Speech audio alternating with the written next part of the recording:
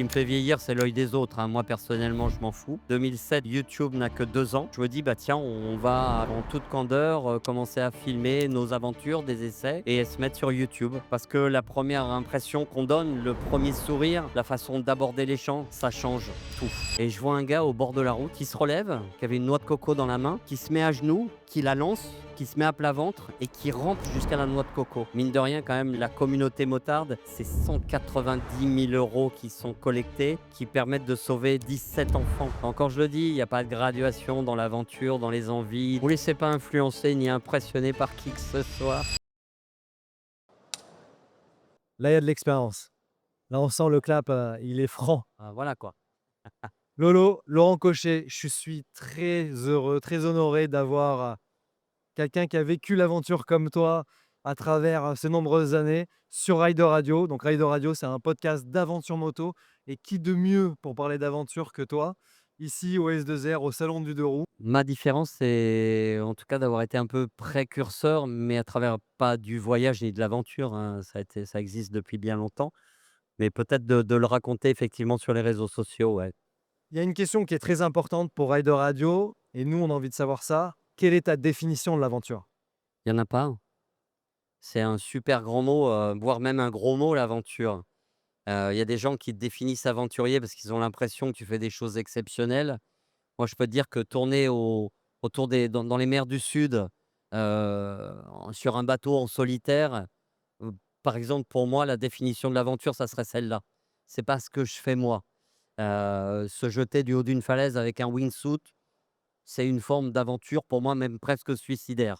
Donc si tu veux, et surtout, je ne mets pas de graduation ni de degré derrière le nombre de kilomètres, la destination, le côté exotique. En fait, je pense que tout le monde peut le dire, quoi. L'aventure, c'est ce que tu as choisi de faire, quoi, tout simplement. Souvent, ce qu'on dit, l'aventure, c'est déjà de mettre un pas en avant. Ça, je l'ai souvent dit, quoi. Il y a des gens qui passent le permis moto et j'en vois de plus en plus d'ailleurs qui le passent sur le tard et qui redécouvrent, bah, que c'est sympa. Et c'est vrai que la première fois que tu prépares ta moto, tes bagages et que tu dis: «Waouh, je vais aller me faire, 1 semaine la route des Grandes Alpes», et bah, ouais, c'est une forme d'aventure, de pression, de stress, de s'organiser, de peut-être se représenter un monde incroyable en se disant: «Waouh, ça va être compliqué, ça va être dur», et puis de se rassurer au fur et à mesure, quoi. Voilà. J'ai bien aimé forcément ta définition de l'aventure et ce qui m'étonne, c'est que dans cette définition-là, tu te définis pas forcément comme un aventurier. C'est peut-être plus les autres qui te définissent comme aventurier. Oui, mais à travers un résultat qui a été travaillé dans le sens de l'aventure. Je dirais pas transformé, mais en fait, une prise de vue, à un moment, elle ne vaut que si elle est assemblée avec d'autres choses, si on a mis un peu de musique derrière qui transmette, une émotion, si on a fait un effort d'écriture pour raconter ce qu'on veut dire. Et c'est pour moi tout ça assemblé qui fait que finalement, l'aventure que vous regardez, elle est peut-être plus puissante que ce que j'ai vécu moi sur place. Malheureusement, je dis souvent que les très beaux paysages, je les vois souvent à travers l'écran de mon drone. C'est presque un peu dommage, quoi. Mais en même temps, c'est aussi cette responsabilité, cette envie de ramener, des choses montées, construites, des belles vidéos qui me pousse aussi, vers les gens, à m'arrêter, à avoir de la curiosité. Donc pour moi, c'est aussi ça l'aventure finalement. Effectivement, je perds pas beaucoup de temps, mais il me faut beaucoup de temps pour filmer. Mais se dire que les rencontres, vous en témoignez, c'est important. Moi, c'est mon aventure à moi. Le fait de filmer, de prendre du temps pour ça, c'est que tu ouvres aussi l'œil sur, quelque chose qui va marquer nous marquer et te marquer aussi. Moi, en fait, je le raconte souvent parce qu'il y a souvent des gens qui me disent: «Ouais, ce serait sympa si je pouvais venir avec toi», et en fait, je vis une aventure qui est une aventure d'un tournage, qui est pas vraiment une aventure d'un voyage.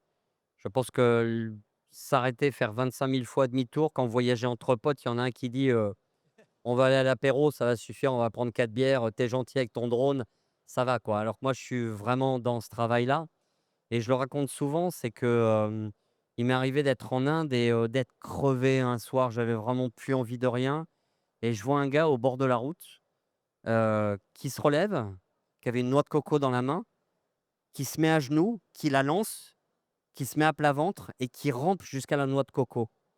Une borde nationale, hein, il y avait des roues, des camions qui passaient, c'était ultra dangereux et le gars se relève, se remet à genoux, lance sa noix de coco et ainsi de suite. Ch et c'est cette envie de témoigner qui fait qu'à ce moment-là, sinon j'en avais ras-le-bol, que je m'arrête, que je vais le voir, je lui dis: «Mais explique-moi, c'est un nouveau jeu, c'est quoi l'idée, quoi?» Son t-shirt était troué et il me dit: «Non, en fait, ben, en Inde, on a ce système de pénitence. Je fais, pénitence, et donc du coup, voilà, ça fait 500 bornes que je suis parti et voilà, donc c'est quand même assez chaud et curieux». Bon, après, il y a un système de caste qui fait qu'il m'a expliqué qu'il le faisait pas forcément pour lui, tu vois? Et pour moi, c'est aussi, cette façon de se tourner, de s'intéresser aux autres. Je peux même être super chiant et insupportable en voyage, parce que je vais croiser quelqu'un, je vais rester 1 heure à discuter. Tu vas attendre derrière, c'est super chiant. Ça sert à ça les voyages justement, c'est d'aller vers l'autre. C'est un Oui, ça permet de définir aussi le voyage, c'est d'aller vraiment vers les autres et de revenir avec quelque chose parce ouais. que cette personne-là, tu aurais peut-être pas pu l'imaginer en restant chez toi. Quelqu'un que tu pourrais aller, c'est Ah ça non, le jeu de la noix de coco, non, je te confirme, c'est tu peux pas te l'imaginer. Il faut voyager pour ça. On a pas mal avancé sur c'est sur ta vision de l'aventure. Il y a très peu de gens qui ne te connaissent pas dans le monde de l'aventure à moto, mais est-ce que tu peux te présenter en 2 mots en sachant qu'on va revenir sur plein de choses? bah, Laurent Cochet, 58 ans, voilà quoi, ce qui me fait vieillir, c'est l'œil des autres, hein. Moi personnellement, je m'en fous. J'ai passé 23 années à Motojournal pour un magazine hebdomadaire où j'ai fait plusieurs rôles. J'ai fait des essais de moto, j'ai couvert les grands prix à l'époque où ça s'appelait pas le MotoGP entre 93 et 97 et puis, j'ai eu une forme de lassitude de l'écriture dans un magazine. Le web, commençait à monter en 2007, et plutôt que de faire un énième site internet, j'ai lancé l'idée de commencer à faire de la vidéo. 2007, YouTube n'a que 2 ans. On poste plus sur Dailymotion ou sur Vimeo si on voulait de la qualité et je me dis: «Bah, tiens, on va avec en toute candeur, commencer à filmer nos aventures, des essais et se mettre sur YouTube» et voilà comment c'est parti.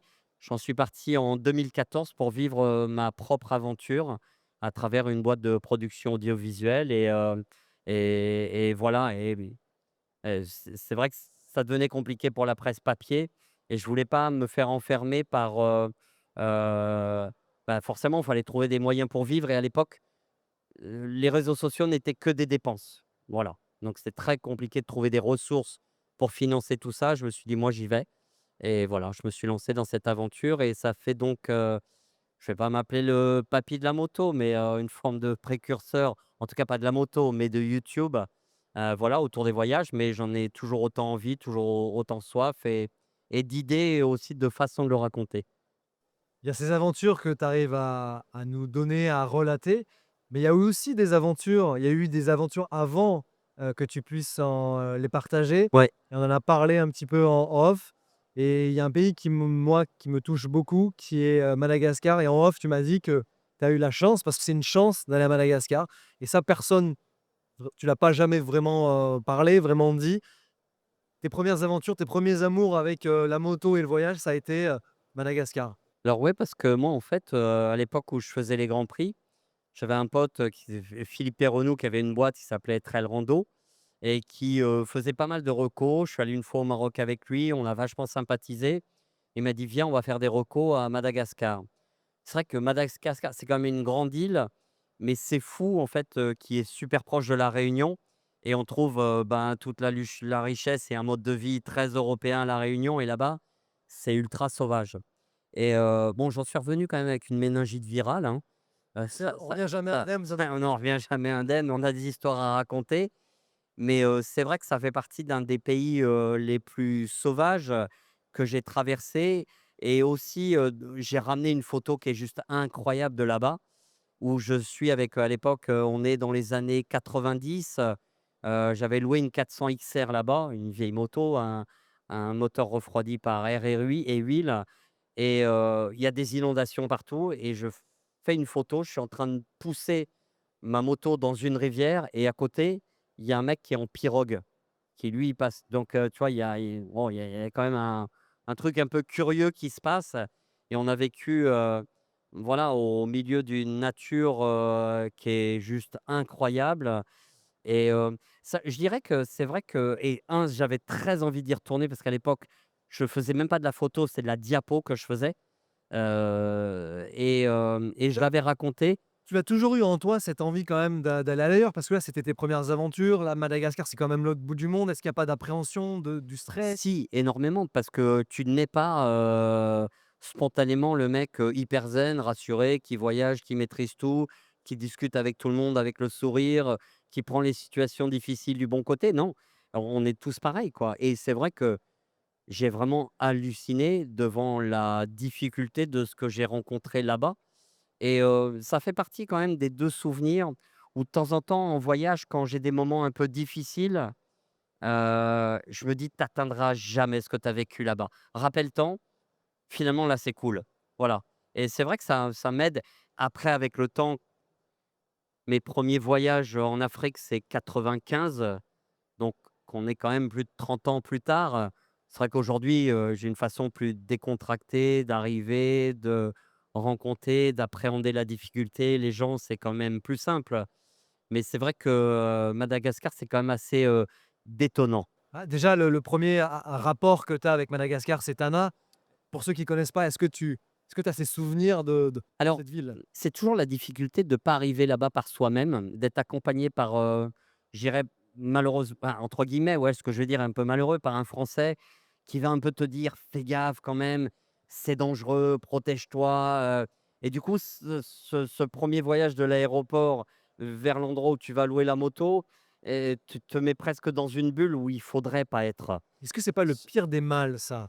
Que Oui, quelqu'un te prévienne de quelque chose qu'il a peut-être pas forcément en plus vécu, heu et qui te prévienne de quelque chose. Bah, oui, parce que, ouais, malheureusement, C'est la télé mais d'aujourd'hui, c'est la en télé fait, il y d'aujourd'hui. a aussi de la bienveillance envers toi. Oui, c'est vrai. C'est-à-dire que ça peut arriver, ils essayent de te protéger. Il y a des gens qui vivent là-bas, parfois en cercle fermé, des gens qui vivent à l'année là-bas, qui ne sont pas en contact vraiment avec la population ni le pays et qui vont juste monter à Nosy Be, qui est l'endroit où tu vas passer des vacances, qui vont ressembler à n'importe quelle plage et tu vas pas vraiment te fondre, dans le pays. Mais, je trouve que c'est presque naturel, normal, mais après quand tu voyages, c'est à toi de te sortir entre guillemets «de ces pièges-là», de ces phrases-là et de ces peurs-là. Alors, faut faire gaffe aussi, hein, mais voilà, à pas te laisser polluer par tout ça. Et C'est aussi pardon, c'est quand même très dur parce que là, on te prévient, il y a de la bienveillance et cetera, mais aujourd'hui, on a aussi les réseaux sociaux négatifs. Toi, tu fais partie des gens qui donnent quand même une vision positive du monde, une vision positive de l'humanité. Aujourd'hui, quand on allume, et ce qu'il faut pas faire forcément, quand on ouais, allumer, la télé, on n'a pas envie de bouger, quoi. moi je suis malgré tout, et encore une fois, ça nous ramène avec la notion du voyage et de la dimension du voyage et de la façon dont on le voit chacun. Aller au Maroc, pour certains, c'est déjà une aventure juste, exceptionnelle, avec de l'appréhension, de la crainte, «Est-ce que je vais trouver à manger? Est-ce que je vais trouver de l'essence? Est-ce que je vais pas me perdre? Est-ce que» Alors que bon, globalement, ta carte verte fonctionne là-bas, si tu as un problème, ton assurance est censée, te rapatrier. Je dis souvent aux gens quand ils partent au Maroc, bon au début j'emmenais, de quoi bivouaquer, de quoi bouffer, être sûr, un peu de bouffe lyophilisée, un petit réchaud, mais il y a toujours un tagine qui t'attend, le couscous le vendredi, donc faut arrêter de s'emmerder avec tout ça, quoi. Mais il faut le savoir et il faut y aller une première fois pour le comprendre et pour le vivre et au fur et à mesure tu t'aguerris à ça et la deuxième étape où moi je connais vraiment très bien, c'est la Mauritanie. Mais la Mauritanie, dès que tu en parles, les gens ont une frousse, incroyable parce que pour eux, il y a, un espèce d'imaginaire, négatif là-bas, et bon, ne serait-ce que si tu vas regarder les infos, du ministère des Affaires étrangères, on va t'expliquer que la piste de Choum, qui est la piste le long de la voie de chemin de fer qui est effectivement frontalière avec le Maroc, la Mauritanie, l'Algérie, est très dangereuse. Il ne faut surtout pas y aller, sauf qu'il y a juste un train touristique qui circule là-bas, quoi. Il y a un avion français qui arrive à Attar, à la bonne saison d'octobre à avril.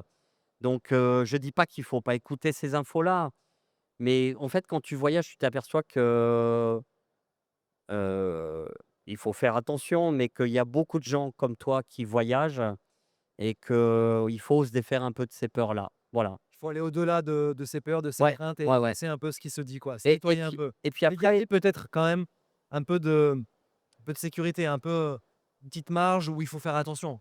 Oui, bien sûr, il faut savoir reconnaître un petit peu, ces moments-là, et après ça aussi, c'est une affaire de personnel. C'est-à-dire que, je le dis et c'est un peu chaud, mais moi je roule souvent en open face avec un casque jet. Parce que la première impression qu'on donne, le premier sourire, la façon d'aborder les gens, ça change tout. Et derrière un intégral, malheureusement, y compris si on a des lunettes Iridium ou un écran teinté, et ben, on est comme dans une bagnole. Et moi, j'utilise vachement ce et aussi le sourire, vis-à-vis des gens. Et après ce que je voudrais rajouter aussi, c'est que, il y a des pays qui sont beaucoup plus perturbants et beaucoup plus dérangeants. Heu, on se retrouve plus facilement dans l'inconfort. J'ai traversé la Russie. C'est pas un voyage, dur, incroyable, mais l'inconfort avec les gens parce que la barrière de la langue, parce que la différence, c'est un pays où on m'a toujours posé la question: «Pourquoi vous nous aimez pas?» alors que j'ai passé des soirées incroyables avec des gens super gentils qui sont persuadés qu'on les aime pas. Et je fais pas de politique, hein, sur le coup, hein. Je raconte juste ce que j'ai vécu. Et Madagascar aussi en fait partie parce que, voilà, tu es vraiment au cœur de la nature. Il y a beaucoup de dialectes, c'est très compliqué d'établir un contact avec les gens. Donc effectivement, ça te positionne dans l'inconfort. Et c'est ce que tu recherches quand tu vas à Madagascar, on recherche un peu d'inconfort au final. Bien sûr, là j'ai été servi, hein. Sinon on serait resté à la maison, on va chercher tout ça, quoi. Oui, mais encore une fois, il y a pas de graduation dans l'inconfort. On peut le ressentir chacun différemment et heu et voilà, mais souvent je donne des conseils aux gens en disant, et c'est marrant parce que nous, en Europe, on a presque une bulle de sécurité autour de nous. Quelqu'un qui va t'approcher à moins d'un mètre ou voir te coller, tu vas presque te sentir mal à l'aise ou agressé. Il y a plein de pays où, à travers la Mongolie, tu laisses tes clés sur ta moto. Ça c'est que toi, tu as donné le signe que tout le monde pouvait monter dessus et s'en servir. Tu laisses ton portable sur la table, tant qu'il est pas rangé, le mec va se déconnecter de ton Facebook, rentrer ses codes et pour aller, voir sur son Facebook si ça a pas bougé. C'est un bien et commun. et voilà, c'est un bien commun et c'est toutes ces façons de faire, où si tu le prends avec le sourire et si tu l'acceptes et si tu vas dès le départ dans cet état d'esprit, ça peut tout changer dans un voyage. Il y a une petite interlude que je fais par rapport à la Mongolie, j'ai eu la chance aussi d'aller en Mongolie, c'est que traditionnellement, il est très mal vu de toquer à la porte d'une yourte et je trouve le symbole exceptionnel. Ouais. C'est-à-dire que tu rentres, quoi, Oui. et je trouve ça tellement juste, signe d'hospitalité le plus extrême possible, quoi. C'est juste génial. Et normalement, quand ils voyagent, eux, vers la yourte la plus loin, il est très mal poli de ne pas s'arrêter dans la yourte, dans les yourtes que tu vois, quoi. C'est clair, Non, non, mais c'est des façons de fonctionner. et le voyage permet ça, vraiment de Ouais, vivre ça, et je trouve que quand on part, il faut qu'on récupère quelque chose, et à notre petite échelle, tu vois, quand on est en Europe, quand on est en France, bah, voilà, si on fait ces petites actions sans forcément laisser tes clés, sur la porte, mais des petites choses d'hospitalité, de quelqu'un qui passe, un randonneur ou tout ce que tu veux, ça permet d'être meilleur, je trouve. c'est bien, mais je trouve qu'il faudrait voyager tous les mois pour pas oublier. Parce que quand on rentre, forcément, tu te laisses à nouveau happer par par ta vie, par ton confort. Je rêve pas de vivre dans une cabane au fond d'un jardin, hein, tout va bien. Mais c'est vrai que voilà, reprendre cet air-là, ce goût-là, se dire que ça fonctionne différemment ailleurs et je le disais tout à l'heure aussi, il y a quand même, c'est assez rare. Globalement, les gens, ont le sourire partout. Je parle beaucoup d'Afrique que je connais bien. Il y a peu de pays où, tu rentres et les gens, des fois, te disent ils te prennent à témoin en disant: «Ben, regardez comment c'est chez nous, regardez les routes, regardez dans quelles conditions on vit» et te prennent presque pour un grand reporter, de TF1 et te disent: «Mais témoignez, quoi». Et c'est vrai que quand tu rentres dans ces pays-là, où il y a, par exemple, l'aide humanitaire, effectivement, tu commences même à te dire: «Est-ce que ça a du sens que moi, je vienne voyager?» même si c'est pour témoigner, même si c'est pour découvrir, tu y prends du plaisir. Mais tu commences un petit peu à te poser des questions aussi. Ça cogite. Ouais, ça cogite parce qu'on se dit: «Est-ce qu'on est à la bonne place? Est-ce qu'on est au bon endroit?» Exactement. Il y a toujours ce questionnement en tant que voyageur de se dire: «Est-ce que c'est pas du voyeurisme, en partie?» tu vois? Mais en même temps, je te rejoins sur le fait que, bah, il y a on donne aussi un petit quelque chose, même si on est que de passage. Et tu satisfais une curiosité de leur part aussi, qui est intéressante, parce que, sors ton téléphone, montre tes photos de ton chat, ta femme, de tes enfants, et ils vont s'apercevoir finalement que tu vis différemment, mais que finalement il y a aussi des points communs. Voilà donc moi il m'arrivait, de sortir, un drone au Nigeria et de leur montrer, mais ouais, l'avion qui fait, de la vidéo, c'est chaud quand même pour eux, hein. L'avion télé, tu vois, tu quand même assez loin, mais en même temps, c'est un moment incroyable qui passe, quoi. Alors tu viens avec ta technologie, ouais, et tu as des sous, mais finalement tu partages aussi des moments, d'émerveillement comme ça grâce à tout ça. Je reviens à 20 ans en arrière avec ces premiers amours, de voyage à Madagascar. Donc tu as cette ville qui est grouillante, qui est Tana et puis après tu vas à l'ouest, Ouais. à Morondave. Qu'est-ce qui se passe un peu dans ta tête, sous ton casque? Équipé comme, bah, comme aujourd'hui du coup? C'est quoi les différences qu'il y a entre ce que tu as vécu à l'époque et aujourd'hui? Ah bah, déjà tu pars à 4 et au bout de 100 bornes, il y en a un qui dit: «Non mais vous êtes gentil, moi j'y vais pas». Donc il y en a déjà un qui fait demi-tour, tu te retrouves à 3. Tu dis: «Bon, j'espère que ça va durer, quoi». Le troisième d'ailleurs se pose la question de savoir si C'était quoi? C'était la difficulté du, en fait, on est rentré aussi, c'était saison des pluies et là-bas la terre, c'est une espèce de glaise mais ultra compacte, c'est du verglas. Franchement, on tombait, tout ça, c'est vraiment très difficile. C'est plus cette difficulté-là et et après, ouais, quand même, une forme d'aventure, franchir un fleuve, qui a débordé sur toutes les rives. Normalement, ils ont des gros 4x4 Bigfoot qui permettent de sauver la situation. Normalement, là, plus rien ne fonctionnait. Quand tu fais des appels de phare en espérant qu'un mec, 1 kilomètre de l'autre côté avec un radeau vienne te chercher, c'est quand même rock'n'roll et je te montrais les photos tout à l'heure, où je suis sur un radeau avec, les couleurs des années quand on faisait du ski dans les années 80-90, du mauve, du fallait être, un peu visible avec le pare-pierre, JT et voilà, mais effectivement, on ne se posait pas la question de savoir est-ce que je vais emmener, des bagages souples, des bagages en dur? Moi, le voyage, tout ce que j'ai fait au début, c'était un sac à dos Décathlon, le plus volumineux possible, bah, pas de tente forcément, un duvet, de quoi bouffer, un peu d'outils et tu portais ça, c'était l'enfer, hein, je suis pour le progrès, mais tu te tapais ça toute la journée sur le dos, quoi et ouais, il y avait moins de questionnements sur, «Est-ce que je vais avoir oublié quelque chose?» tu veux dire que c'était plus simple dans l'appréciation du voyage? Je pense que les réseaux sociaux ont fait que, alors c'est génial.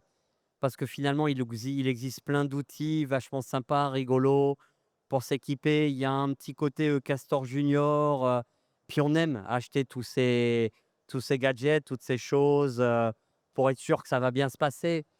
Mais oui, finalement, quand on rentre tous de voyage, tu fais le tri, tu regardes et tu te dis: Ça m'a servi à rien», sauf que la fois d'après, tu le ramènes.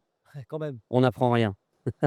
La carte, papier, le GPS, forcément, c'est des inventions de dingue, mais comment à Madagascar, comment tu navigues à la carte? Comment se passe le quotidien, en fait, d'un voyage un peu, sans satellite, Mmh, sans bah, technologie, quoi? tu de alors le gros avantage de Madagascar, c'est que pour être dans le dur, tu as pas besoin d'aller chercher un petit chemin. Même une grande piste, tu peux être dans le dur. Quand il y a un camion qui est passé devant toi, qu'il a creusé des ornières de 1 mètre de profond, tu es dans le dur.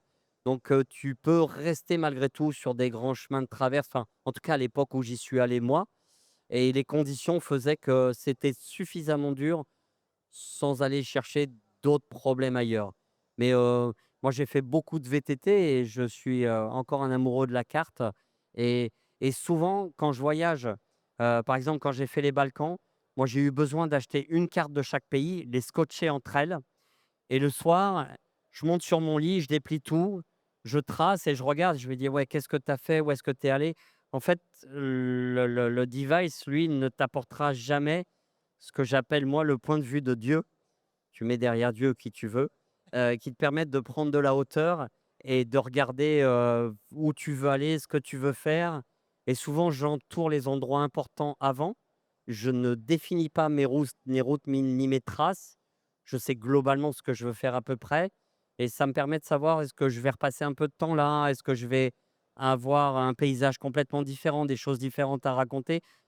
C'est ce point de vue de haut est hyper intéressant sur le papier. Ah et puis la carte, je trouve qu'il y a un côté assez romantique, tu vois? De voir ce qu'on a fait, Ouais. ouais, d'avancer, à travers, la carte. C'est une forme de romantisme dans l'aventure. Oui, tout à fait. Par contre, une fois de plus, je ne fais comme disait Coluche, je ne fais pas de politique.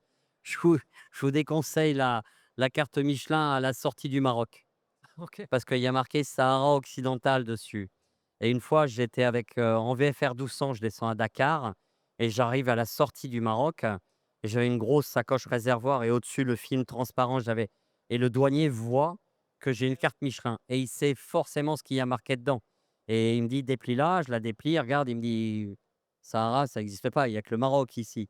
Mais il me l'a confisqué et il m'a fait un bon m'expliquant pourquoi c'était confisqué. OK. Au moins Réglo. l'explication. Ouais, en même temps, je sortais du Maroc, j'en avais plus besoin. Je connais pas sa collègue de carte de Michelin du Maroc. Il y a il y a il y a quelque chose qui est assez fort avec toi. On a parlé de Madagascar et ton attachement avec l'Afrique.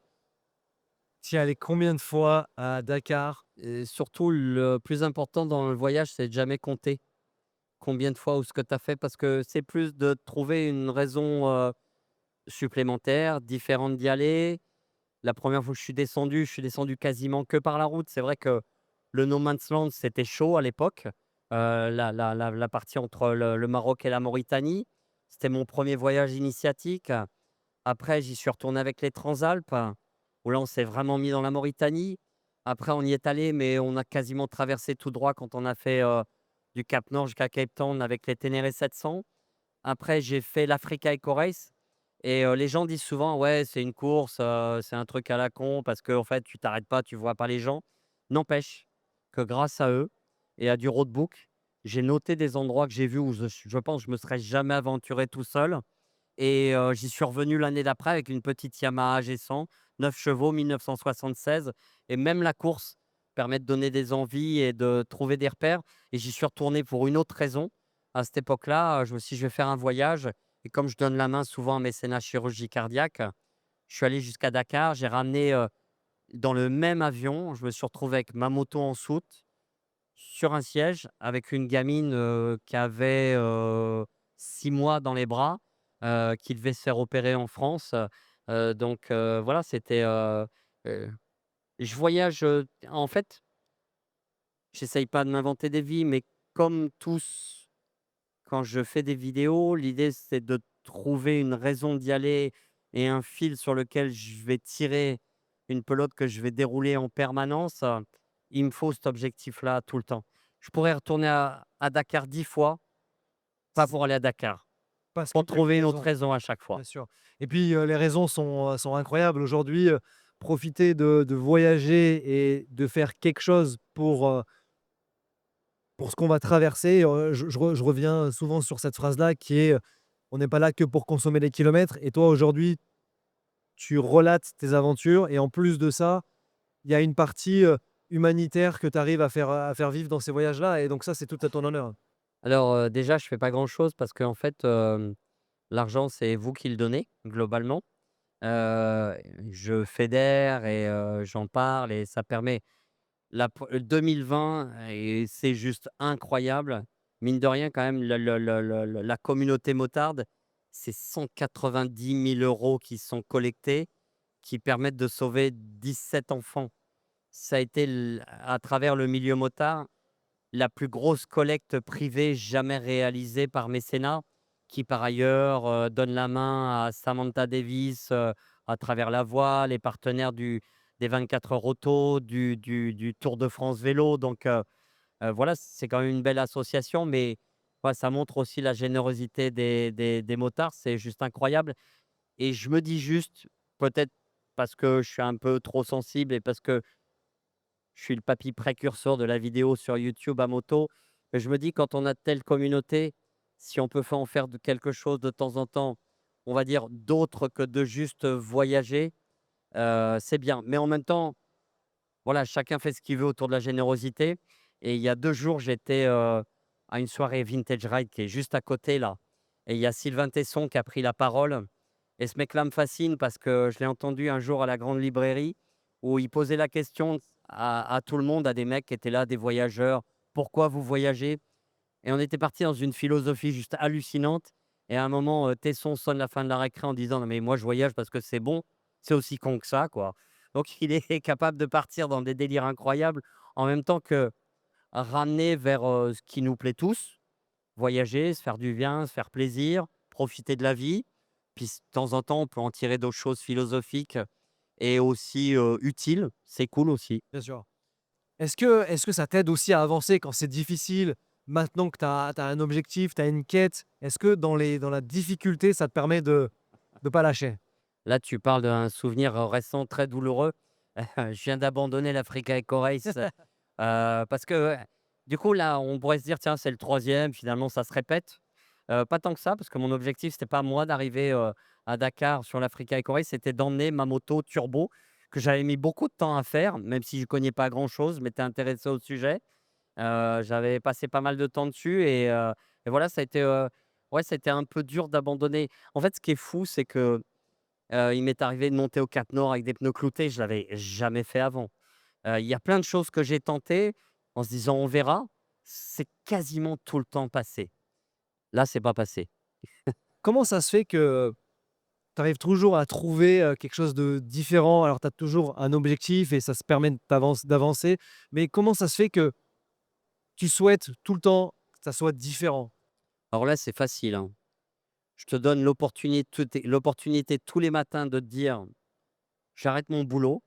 La seule chose que j'ai à faire, c'est d'imaginer quelle connerie, quel voyage, quelle envie j'ai, et d'avoir, et je dois le reconnaître, heu, la chance d'avoir les moyens de le faire. Qui se fait, je vais pas le cacher, à travers les marques, hein, qui me soutiennent. C'est pour ça que j'aime pas le terme d'influenceur, parce que j'ai commencé en 2007, ça n'existait pas. Et quand un mec part faire le tour du monde à la voile avec marqué Banque Populaire, c'est la même chose. Voilà. Et ouais, voilà, c'est une chance, et du coup, forcément, ça développe un peu la créativité. Je pense que, imagine une ville motard où on dit, «T'inquiète pas, tu vas pouvoir faire tout ce que tu veux». C'est un Génial. extraordinaire. Bah, bien sûr, ouais, ouais. Non, c'est une La belle chose. créativité, elle est là, il y a pas de souci. Maintenant qu'on arrive un peu à la fin du podcast, je sais que Madagascar, ça a été, un peu les débuts. Je sais que tu as des projets qui arrivent. Je ne sais pas si tu veux aussi en parler ou tu veux garder un petit peu de secret là-dessus, mais je sais qu'en fin d'année, voilà, et je fais une petite passation avec Madagascar sur la fin d'année et je Ouais. trouvais que c'était cool d'en parler et j'ai trop hâte de te voir de nouveau à Mada. Donc est-ce que tu peux déjà un petit peu en parler? Hem, alors après, il y a différents types de voyages, et j'essaye d'alterner. Alors en même temps, j'essaye de ne pas être, entre guillemets «l'aventurier de service». C'est-à-dire que je fais aussi du racing, Oui, c'est vrai. j'ai fait les 24 heures du Mans 2 fois, je fais de la vitesse, je veux pas non plus être enfermé que dans un seul style. Donc j'essaye de faire, différentes choses. Je fais de la compétition, je fais du voyage juste pour le voyage, mais c'est vrai que Mada, ça me donnait envie d'y retourner, et je trouve que ça fait un petit bout de temps que j'ai pas vécu un truc, dans l'inconfort et dans la difficulté, et j'ai envie de m'y refrotter. Sans doute avec mon pote Amaury Baratin, on a commencé à en parler, et de retourner vers un truc vraiment authentique, basé sur la rencontre, le bivouac, la difficulté. Même si tu as pas de massif montagneux incroyable, de marches à franchir hallucinantes, c'est pas un coup d'enduro, extrême. Mais voilà, j'aimerais bien me refrotter à ce côté, authentique. Voilà, l'année dernière, j'ai fait une vidéo sur, l'Autriche, les grands cols, un petit coup, en Roumanie, des choses comme ça. C'est génial, c'est de la proximité, mais de temps en temps, j'ai besoin aussi d'un truc un peu plus difficile. On va remédier à ça, Ouais, ça serait bien, ouais. on va discuter de Je ça. crois que tu m'as parlé de fixeur, non? Ouais, Tu ça t'es défini comme ça? ouais, un peu. Dans ce podcast, imagine que tu es, en train de travailler, en train de cuisiner, dans la voiture ou même dans ton casque, en train d'écouter Rider Radio. Qui aimerais-tu écouter sur ce podcast? Je sais pas, tu vois, on va reparler un tout petit peu de Tesson parce qu'il a fait le portrait de d'Alex Zurcher qui est le fondateur de Vintage Ride et je me dis, souvent les gens viennent me voir, on me dit: «Waouh, tu as de la poésie, c'est sympa ce que tu écris, tu travailles et tout ça». Je me sens tout petit à côté de ce mec-là et il a fait le portrait d'Alex, il a pris le micro, il avait aucune note et le mec t'emmène dans un truc, à la fois, fleuri, poétique, mais compréhensible, pas chiant, et tu mets 5 balles dedans et ça part super loin et c'est passionnant et voilà, c'est juste, moi qui suis un amoureux d'écriture, voilà, j'ai pas d'idole, je suis fan de personne, mais par contre, il m'impressionne, ouais, OK. ouais. Bah, écoute, Quand il prend la parole, que tu l'écoutes, tu dis: «Mais où il va chercher tout ça?» Pour moi, c'est le Lucchini de la moto. ouais, c'est vrai. Je Tu pense mets que 5 balles, c'est parti, quoi. si je l'interviewe, ouais, il faut que je recharge les batteries des micros Ah et bah là, ouais, c'est faites vrai que une nocturne, hein. c'est ça. Est-ce qu'il y a pour le mot de la fin, est-ce qu'il y a un conseil un peu ultime à donner à quelqu'un qui rêve de vivre les voyages à travers ce que toi tu as fait pour vivre ce type d'aventure? Vous laissez pas influencer ni impressionner par qui que ce soit. Barrez-vous, partez, faites ce que vous avez envie de faire, encore je le dis, il y a pas de graduation dans l'aventure, dans les envies, dans la destination.